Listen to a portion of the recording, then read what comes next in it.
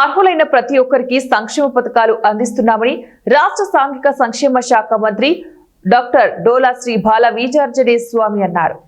సోమవారం ప్రకాశం జిల్లా మర్రిపూడి మండలం పొన్నూరులో ఎన్టీఆర్ భరోసా పింఛన్ల పంపిణీలో మంత్రి పాల్గొన్నారు. ఈ సందర్భంగా ఇంటింటికి తిరిగి లబ్ధిదారులకు పింఛన్లు అందజేశారు.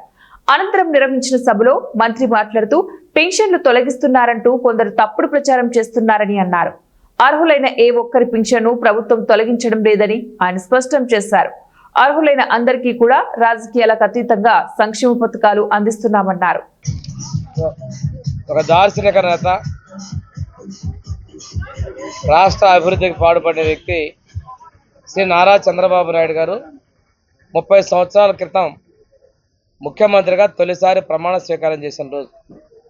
ఆ రోజు ఉన్న పరిస్థితుల్లో రాష్ట్రం తెలుగుదేశం పార్టీ రక్షణ కోసం మార్పు తీసుకుంటే వారు వచ్చిన తర్వాత విప్లవాత్మక సంస్కరణలు తీసుకొచ్చారు. ఈరోజు 4వసారి ముఖ్యమంత్రిగా ఎనలేని అభివృద్ధి చేస్తూ ఉన్నారు. పోలవరం ప్రాజెక్టు పూర్తి చేయడం దానికి కంకణం కట్టుకున్నాం. అదేవిధంగా అమరావతి నిర్మాణం కంకణం కట్టుకున్నాం. P4 విధానంలో పేదరికం లేని సమాజ నిర్మాణం కోసం వారు కృషి చేస్తూ ఉన్నారు. ఎస్సీ ఎస్టీల అభ్యున్నతికి వారు చేసేటువంటి సేవలు కూడా వెళ్ళలేవి.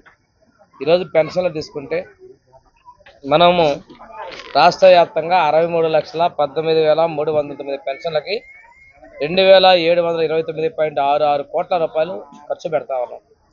అదే ప్రకాశం జిల్లాలో అయితే 2,84,625 మందికి 124.53 కోట్ల రూపాయలు ఖర్చు పెడతా ఉన్నాం.